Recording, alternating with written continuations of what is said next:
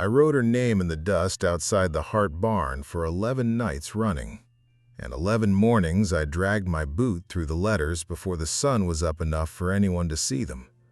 I never once let myself finish the sentence I meant to write beside it. I told myself that was mercy. It took me most of a year to understand it was only cowardice wearing mercy's clothes. They found me half a mile off their south pasture with a bullet lodged under my ribs and a horse that had run itself to death getting me that far before it finally went down beneath me in a wash of blood that wasn't all its own. Elias Hart was the one who found me, out checking a fence line same as always, and by his own telling later, he almost rode past, thinking me already dead. It was Josie who insisted otherwise. She'd come along that morning to bring her father his dinner, and she was the one who pressed her hand flat against my chest in the dirt and felt what little heartbeat I had left, and told her father, flat and certain, that a dead man doesn't fight a hand pressing on his wound. I don't remember the ride back to the ranch house. I remember waking 3 days later in a narrow bed under a quilt that smelled of lavender and lye soap, with a fever burning through me, and a young woman's face swimming above mine, dark auburn braid falling over one shoulder, brown eyes steady in a way that didn't match how bad I must have looked. "You're going to live," she told me, like she'd already decided it and the rest of my body simply hadn't caught up to the news yet. I was 28 years old that spring, and I had been running since October. Since a night outside Tascosa, I still couldn't think about straight through without my hands going cold. I won't pretend I was an innocent man caught up in something I didn't understand. I understood it well enough. My father had borrowed $400 from a man named Silas Vance 2 years before I was shot, back when a drought had near killed our herd and the bank wouldn't extend him another season's credit. Vance wasn't a banker. Vance ran cattle by day and rustled other men's cattle by night, and the men who worked for him didn't get to walk away from a debt just because they hadn't chosen to owe it. My father died before the debt was half paid, thrown from a green horse in a storm that had nothing to do with Vance at all. Just bad luck, same as any rancher risked every season. But Vance didn't see it as bad luck. He saw $400 still owed and no father left to owe it, which, in his math, meant the debt passed down to me the same as a name does, whether I'd agreed to inherit it or not. I rode with his outfit for the better part of 2 years, running cattle across county lines in the dark, carrying messages I didn't ask questions about, doing what a man does when the alternative is a bullet in a ditch nobody bothers digging a grave for. I told myself the whole time that I was different from the others, that I was only paying a debt that wasn't rightfully mine and would walk clean the moment the number came even. I believed that lie longer than I'm proud to admit. What broke me loose from it was a night outside Tascosa when Vance's outfit ran a herd that didn't belong to any rancher who'd wronged him, just an old widower with 40 head and a mortgage, a man who came out onto his porch with a shotgun to defend cattle that were the whole of what he had left in this world. I was riding drag that night. I saw the widower raise that shotgun. I saw one of Vance's men put him down before he ever got a shot off, and I understood in the space of that single gunshot that I had spent 2 years telling myself a story about paying an honest debt, when what I'd actually become was a man other men had learned to be afraid of. I rode off that same week, in the middle of a job, which in Vance's world was the one unforgivable thing a man could do. That's how I came to be found dying in a panhandle pasture 3 months later, 3 of his riders having finally caught up to what was left of me and left me for dead in a way that would have stuck if Josie Hart hadn't insisted otherwise. I told Elias Hart a version of the truth once I was strong enough to sit up and eat solid food, because I owed him that much even before I owed him my life. I told him I'd run with a bad outfit and run out on them, and that there was a chance, however small, that they'd come looking eventually. I told him I'd be gone within the week, Soon as I could sit a horse again, so as not to bring trouble down on a family that had shown me nothing but kindness. Elias listened to the whole of it without once interrupting, chewing his pipe stem slow. The way I'd come to learn was his habit when he was deciding something important. When I finished, he only said, "A debt to a thief isn't a debt at all in my book, son. But you're welcome to leave whenever you're able. Just know my door was never locked against you to begin with." I meant to leave. I want that understood plain. I meant every word I told him, right up until the morning I was strong enough to saddle a horse, and found myself instead out mending a fence I had no obligation to mend, because Josie had mentioned over breakfast that her father's knees weren't what they used to be for that kind of work, and something in me had decided, without my full permission, that I wasn't ready yet to be the kind of man who left a debt like that unpaid either. 1 week became 4. 4 became a whole season. I told myself each week that I'd go the next, and each week Elias found some new small task that needed a second pair of capable hands, and I told myself I was only settling my debt to his kindness before I moved on.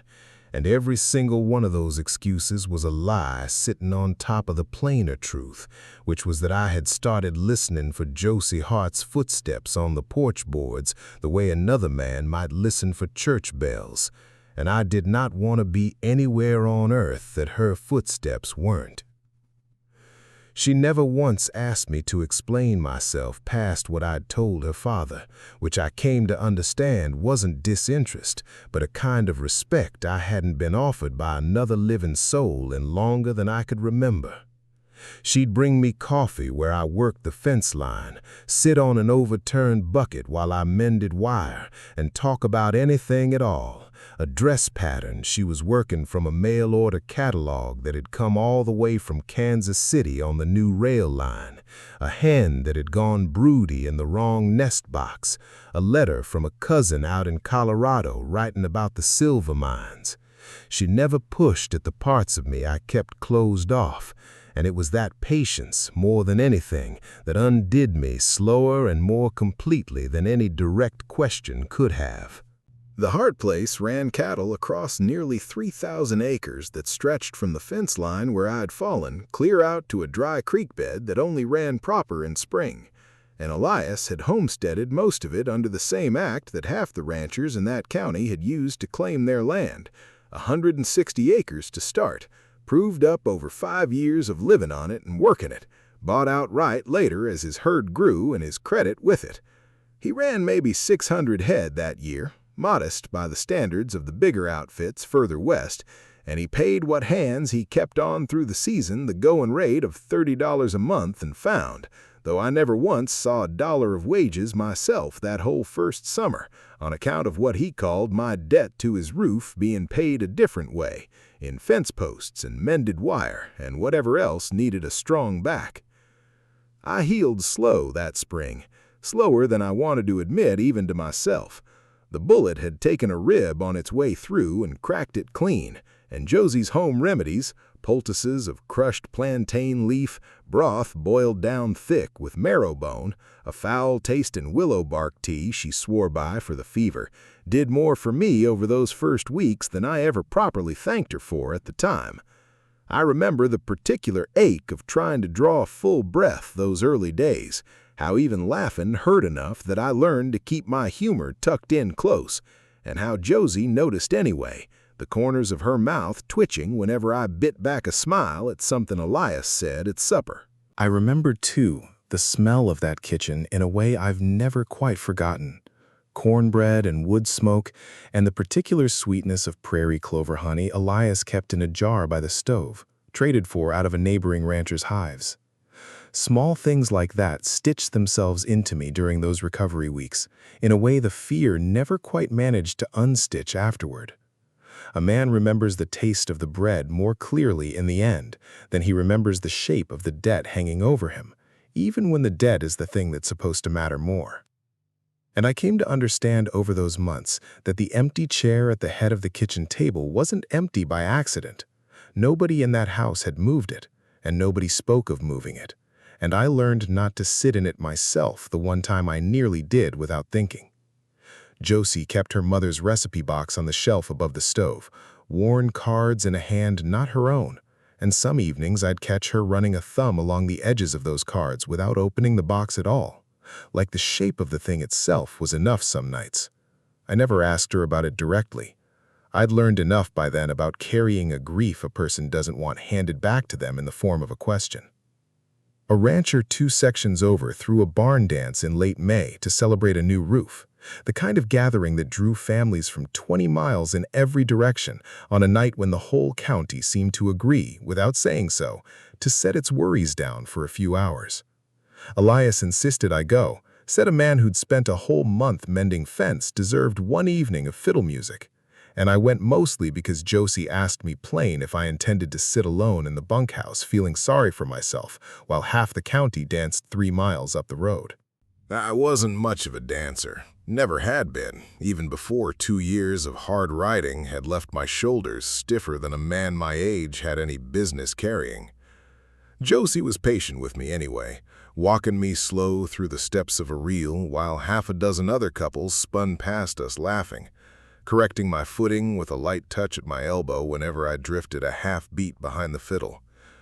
And for the length of that one dance, I let myself forget entirely that I was a man with a debt riding somewhere behind him in the dark.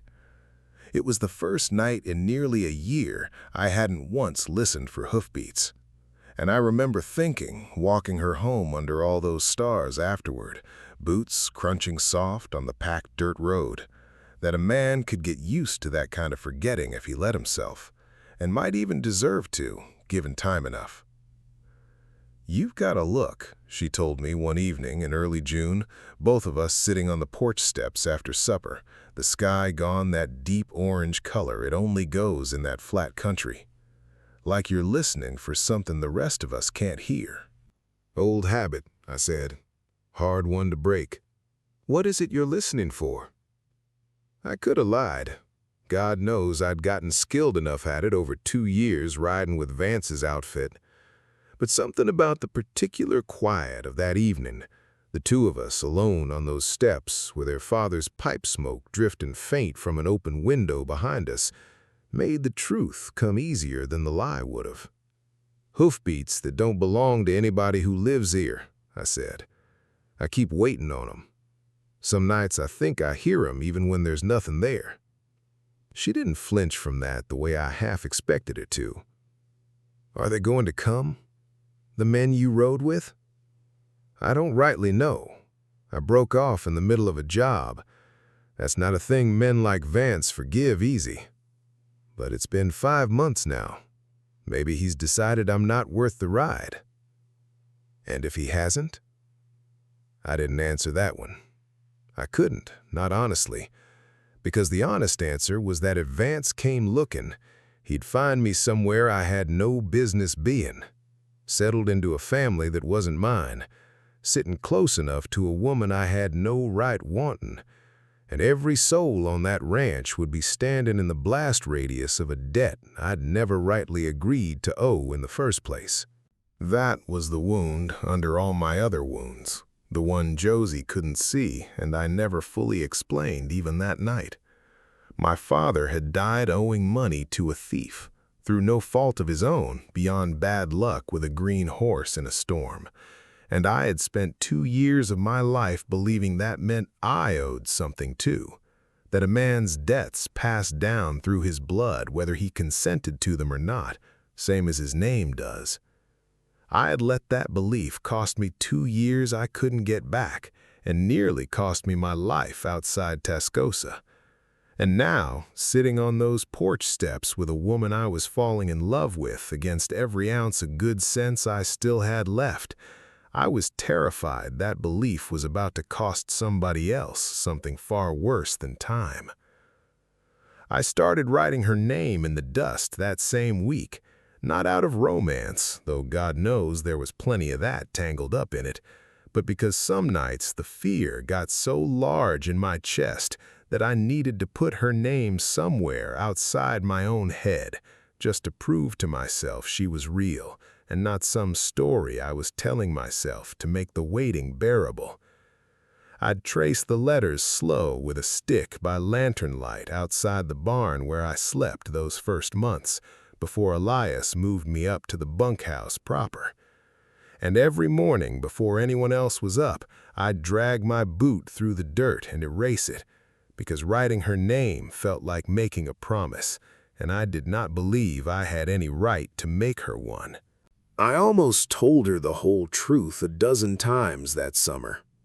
There was a night in July, a barn dance 3 miles into town, when I walked her home after under a sky thick with stars, and she stopped walking halfway across the yard and turned to face me with an expression that told me plain she was waiting on something. I opened my mouth. I'd spent the whole dance rehearsing what I meant to say about her, about a future I had no business imagining for either of us, about a debt I intended to somehow settle so that future might actually be possible. But the words I'd rehearsed simply would not come, not with the weight of Vance's name sitting behind every one of them.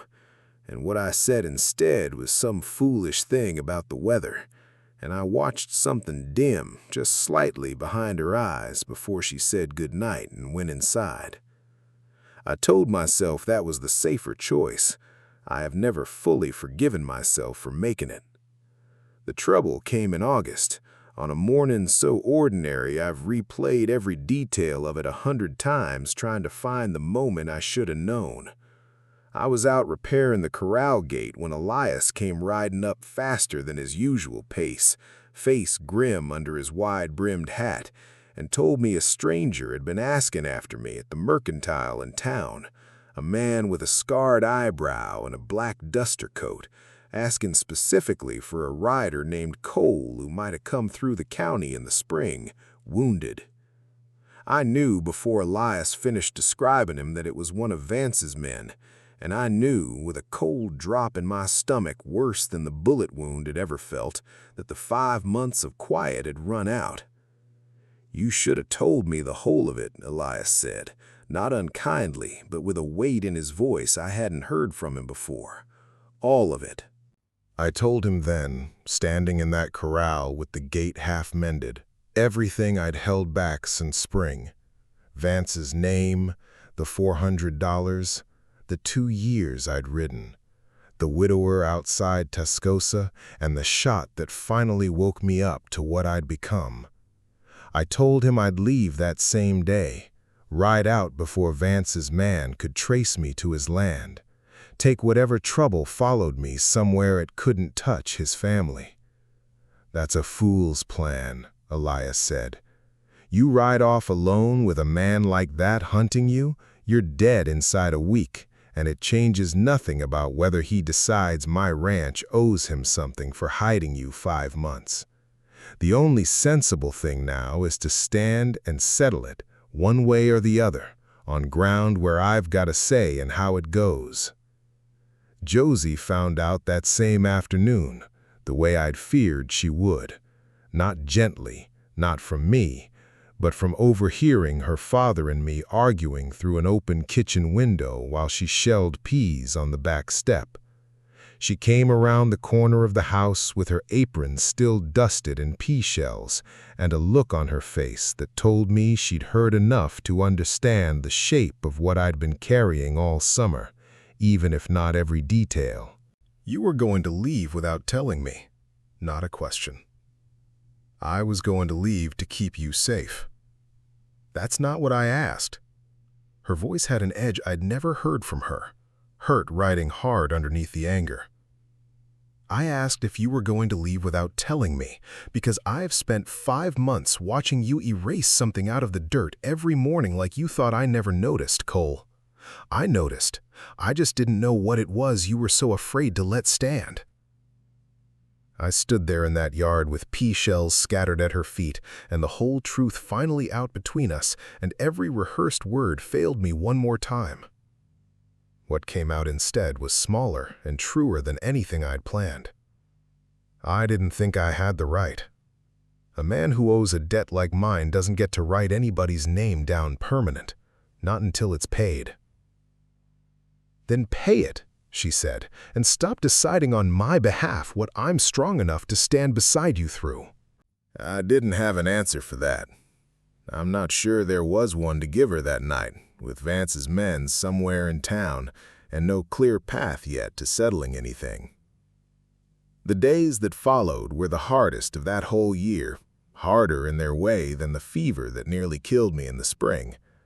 Elias sent word through a rancher he trusted to a deputy in the next county over, laying out plain what kind of man Vance was and what he'd done outside Tascosa, in case the law had use for that information.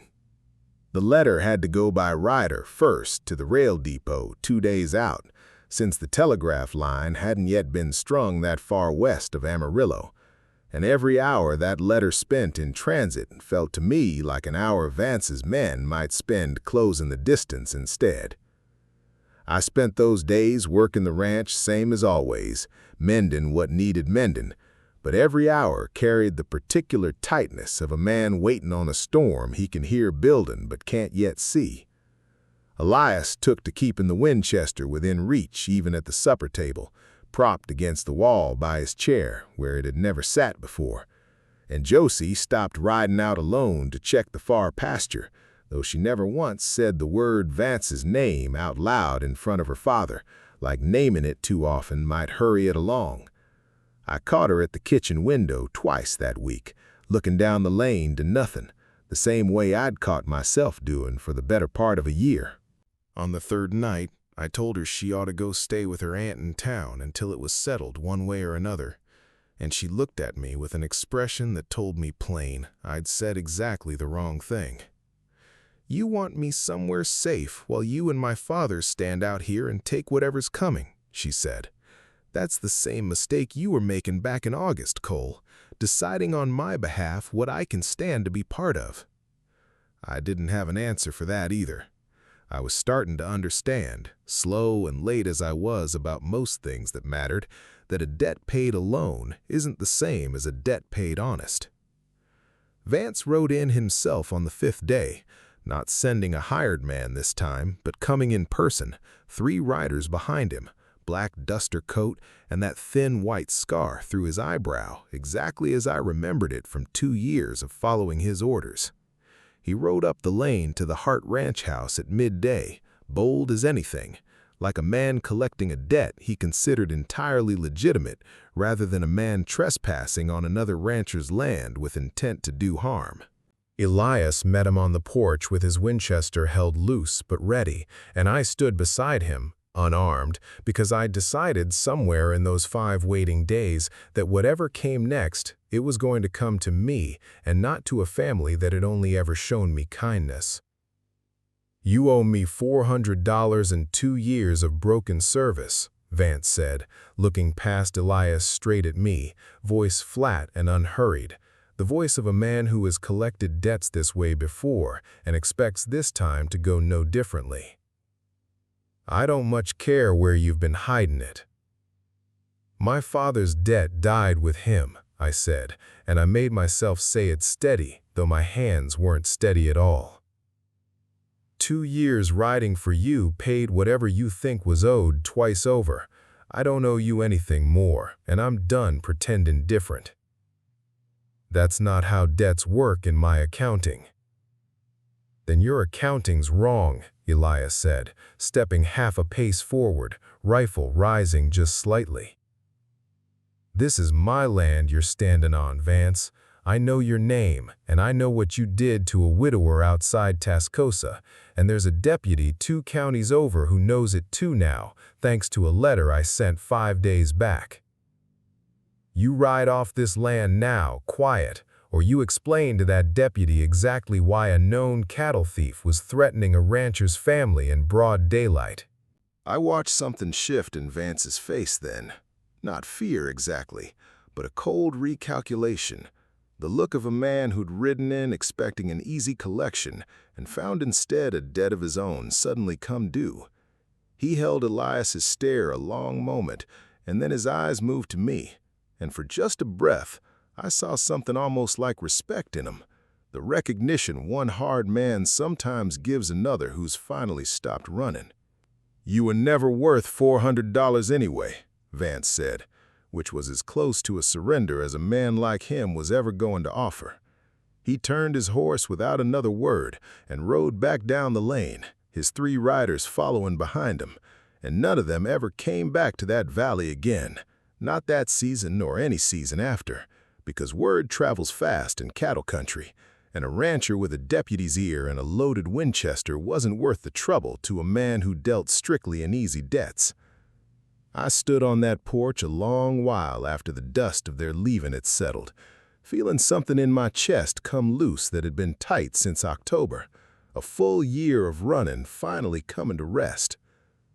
Josie found me there at dusk, still standing at the porch rail, and this time she didn't wait for me to speak first. "You could have told me sooner, about all of it." "I know it. I was afraid that if I said it out loud, it'd become real in a way I couldn't outrun." It was already real, Cole. Saying it out loud wouldn't have made it more true. It would have just meant I wasn't carrying the not knowing on top of everything else. She stepped closer, close enough that I could see the whole of her face in the fading light, steady and open in a way that told me she'd already decided something, same as she had that first morning finding me half dead in the pasture. "I don't need you free of every debt you've ever owed, Cole. I just need you to stop deciding by yourself what I'm strong enough to know." I reached into my vest pocket then and took out the folded stub of a pencil I'd been carrying for weeks, meaning to use it and losing my nerve every single time, and I knelt down right there on the porch boards and wrote her name in the dust one more time, slow, deliberate, the way I'd written it 11 nights running back in the spring. But I didn't erase it this time. I let it stand. "Josephine," I said, reading it back to her, my voice not quite steady. "I've been writing your name down and rubbing it out since the week I could first stand on my own feet, because I didn't believe I had the right to let it stand permanent while I still owed something I hadn't paid. I don't owe Vance anything anymore. What I owe you is the truth, every day going forward, whether it's easy to say or not." She knelt down beside me in the dust, in that mustard yellow dress she'd worn the whole long summer, and looked at her own name written plain in the dirt between us. "Then don't erase it again," she said. I never did. Nothing ever came of it in a courtroom sense. Vance was the kind of man who stayed one county ahead of paper trails his whole life. I heard secondhand, later, from a drover passing through with news from further south, that he'd finally been shot dead in a saloon dispute over a card game in the Indian Territory, which struck me as about the ending a man like that had been riding toward the whole time I knew him. But the deputy's visit meant something all the same. It meant the debt wasn't just settled between me and Vance in a dusty yard. It meant it was settled on paper, in a ledger somewhere in the next county over, the closest thing to an ending a man in my position was ever likely to get.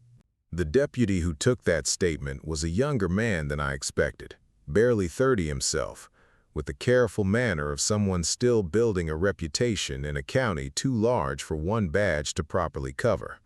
He asked me plain, sitting at that same kitchen table where Ruth's chair no longer sat empty, whether I intended to testify if it ever came to that. I told him I would, debt or no debt, because a widower outside Tascosa had died for nothing more than defending 40 head of cattle that were rightfully his, and somebody ought to say so out loud to a man with the authority to write it down official. The deputy nodded slow, made his notes, and told me before he rode off that most men in my position ran rather than stayed to answer for what they'd seen. I didn't have a good answer for why I'd stopped running that day.